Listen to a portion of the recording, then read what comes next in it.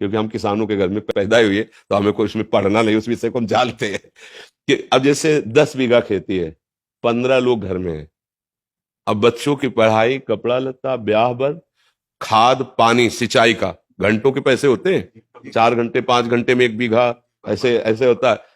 ठंडी के समय जब कोई रजाई नहीं छोड़ना चाहता, वो जो कपड़े हैं भी वो समेट के, क्योंकि पानी लगा है, पूरी रात पानी लगाता है पूरी।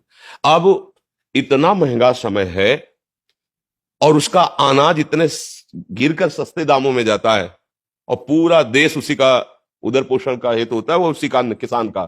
लेकिन उसकी हालत ये रहती है कि वो अच्छा कपड़ा नहीं पहन सकता, वो अपने बच्चों को अच्छी पढ़ाई नहीं पढ़ा सकता, क्योंकि इतनी लागत लगती है।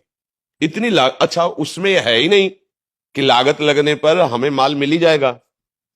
इसीलिए जैसे भारत का सैनिक प्राणों की आहुति देने के लिए तैयार है, ऐसे ही सच्ची पूछो तो महान तपस्वी किसान, वो हमारे पूरे देश को भोजन दे रहा है। भाई आप बड़े पदाधिकारी, लेकिन खाओगे तो रोटी दाल ही और वो तो वहां पैदा हो रहा है, मेहनत उसकी देखो। स्कूल से आने के बाद हमें पढ़ने का समय नहीं दिया जाता था, मक्का के खेत रखाओ चल के मक्का।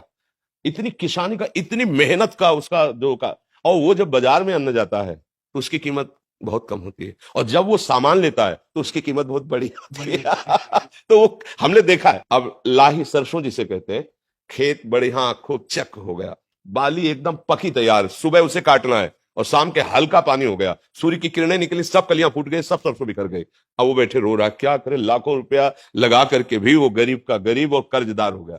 ऐसे जब उनको अध्यात्म का ज्ञान नहीं होता तो फिर एक उपाय मिलता है कि क्या करूं, आत्महत्या कर लूं।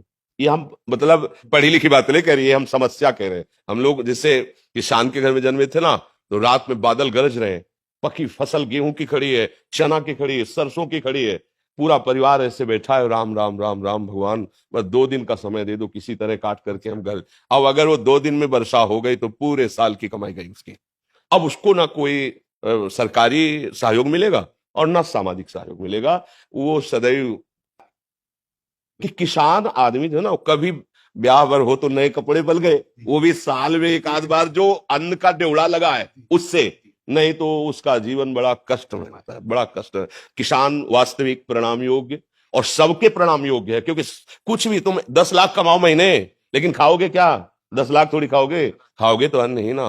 तो उसके अब ये कि थोड़ा सा आधुनिकता बढ़ गई है, पर वो अन्न में पावर नहीं रहा।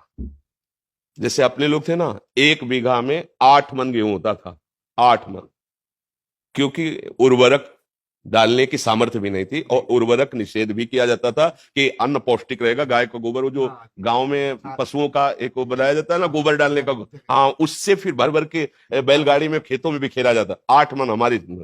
अब जो है 60 मन, 40 मन, 45 मन, पर उस अन्न में ऐसे केमिकल उर्वरक तत्व मिल गए कि वो हमारे शरीर को हानि पहुंचाते हैं, स्वस्थता नहीं सुरक्षित रह पाती। किसान का अगर सरकार से अच्छा सहयोग हो तो भले कुछ हो, नहीं तो वो आज अच्छा, खेती में जैसे आप बार बार उर्वरक डाल रहे हैं तो उसकी क्षमता कम हो रही है, भूमि की क्षमता कम हो रही है, वो अन्न फिर उतना नहीं उपजा पाए। अब वो जो केवल किसान है, जिनके लड़के बच्चे नौकरी कर रहे हैं, उनको तो ठीक है, खान पीने को खेती से हो गया और अर्थ है, लेकिन जो केवल किसान है, सच्चे मानो एक तपस्वी से कम नहीं है, भारी तपस्या का उनका विषय होता है।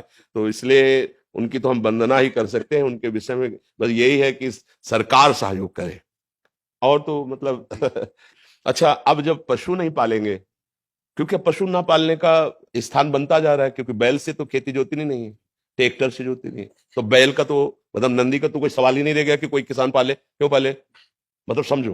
अब क्या, अब बछड़ा का, बछड़ा होता था ना तो एक हर्ष सा होता था किसान के, ये गाय माता ने बछड़ा दिया, अब ये आगे चल करके बैल होकर हमारे हल जोते, मतलब 8-10 गायें तो होती ही थी, उनका गोबर, उनका दूध, वो पौष्टिकता पर किसान आदमी अर्थ, जहां अर्थ की बात आती थी वहां साहूकार सेठों के कर्जे की तरफ सोचना पड़ता था कि भाई अगर 1,000 रुपया लेना है तो फिर 20% में अब उसके, अब वो अगर मतलब 10 रुपए भी चाहता है तो उसे अनाज बेचना है। अब उसको ये देखना है कि हमारे ड्यूला में अगर अनाज कितना है, 1 साल का भोजन उसी से होगा। अब वो बहुत कष्टमय जीवन हमने देखा है, मतलब उसी कुलों में पैदा हुए किसानों के तो देखा है। तो किसान चूंकि अब इतना बुद्धि का वो फैलाव नहीं है, वो छल कपट और संसार, गांव के आज भी लोग हैं, मतलब आज भी है, आपको बताए, आप जैसे चले जाओ कोई परिचय नहीं है, और आप ऐसे कुछ जरा सा, तो वो एक दामाद की तरह आपका सेवन करेंगे। आओ भैया बैठो, चाय पी लो, भोजन पालो, और यहाँ चले जाओ कॉलोनी में, बगल वाले कमरे में कौन रहा है, कोई परिचय नहीं है, चाहे जितना रोए चिल्लाए कोई पूछेगा नहीं कि तुम क्यों रो रहे हो। और गांव में एक आदमी कष्ट में हो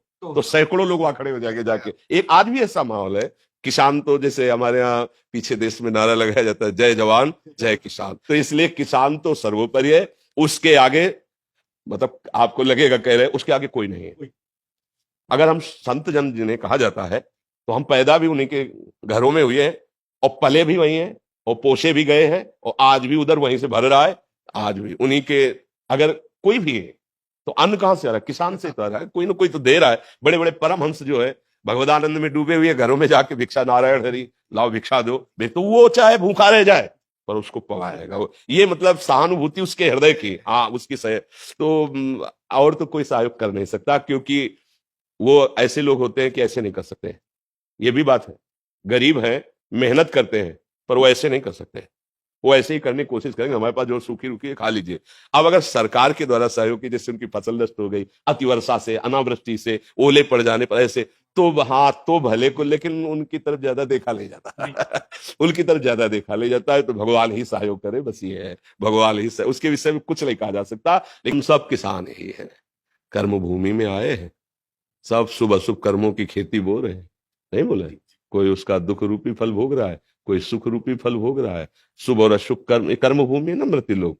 वैसे तो हम सभी किसान ही हैं, पर वास्तविक जो प्रगट लीला में जिनको किसान कहा जाता है, ये बड़ी ही मतलब तपस्यामयी जीवन होता है किसानों का।